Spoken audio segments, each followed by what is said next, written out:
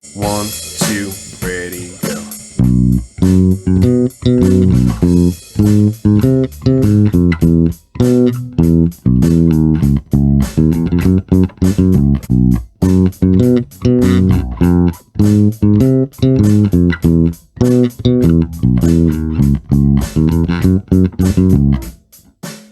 All right, so that is a rough snapshot of how to play the chorus to Sir Duke, part 3 video. This is the chorus. First one covered the intro. Even though there is no bass in the intro, we covered how to play it.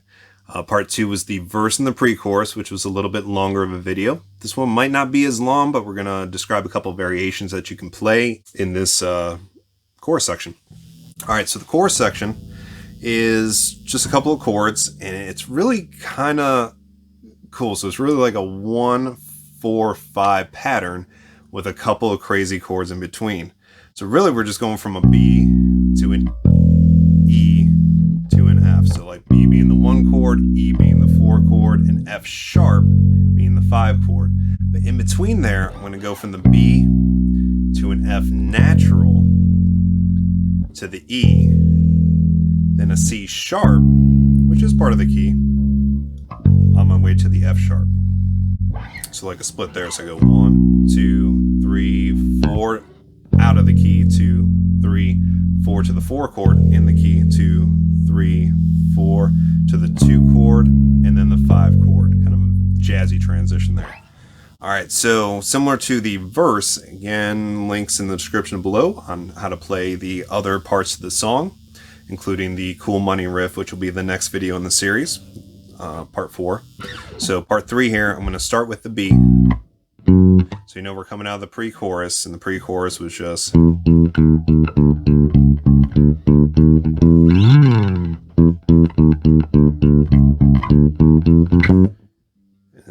the chorus here is just going to start off the same way as the verse, playing a root, 5th, 5th octave, onto 5th root pattern, 1, 2, a 3, a 4, and off of a B chord. So B to its perfect 5th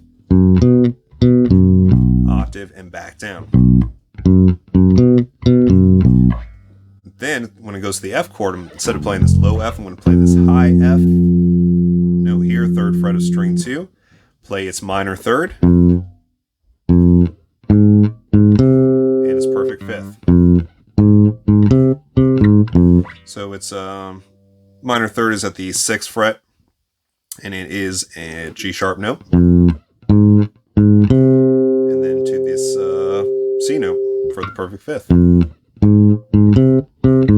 So I'm just going root, root, 3rd, 3rd, 5th, 5th, 3rd, root, and the 3rd is a flatted minor. Down to the E chord, so drop it down a half step, root, 5th, 5th, root, lower 5th, and then down to the D sharp,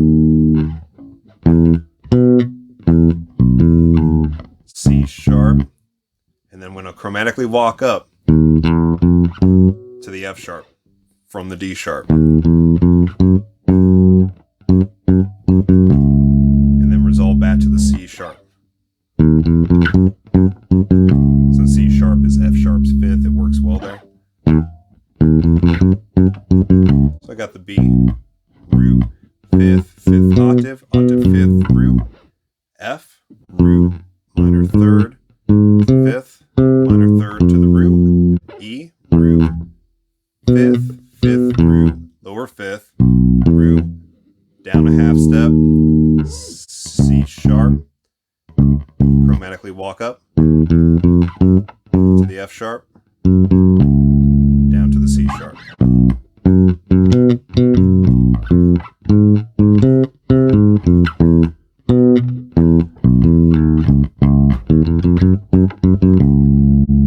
Right, and there's a couple different variations in there, and you'll especially hear it on the F chord, where it's just going from B. And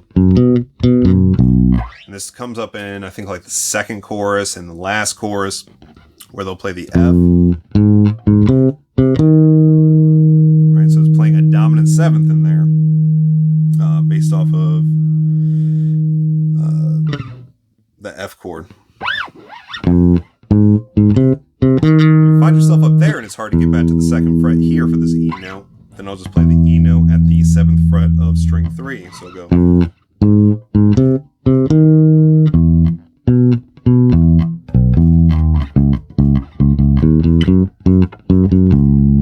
There's a couple different variations in there and how you tie the C sharp to the F sharp.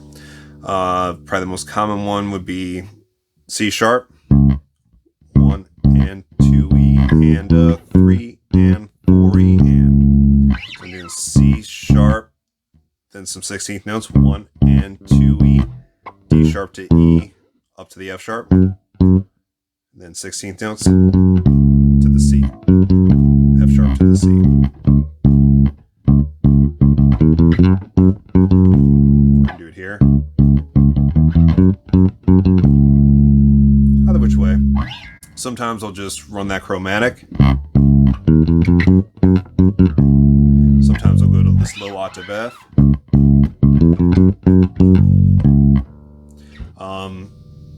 It's all over the place, but at its basic groove, it's just the 1 chord, flat at 5 chord, 4 chord, 2 chord, up to the 5 chord, and repeats. So in essence, that is how you get in the ballpark of playing the chorus to Sir Duke. Next part, we'll get to the money part. That's the part that's probably going to get the most views because everybody needs to break down in different ways how to play this. There's tons of videos on how to play the song out there, and I definitely encourage you to check out other perspectives on how to play it. And then study the song on your own. Like, there's just so many different things to break down in the song that make it as great as it is. So with that part there, practice that up and then move on to part 4.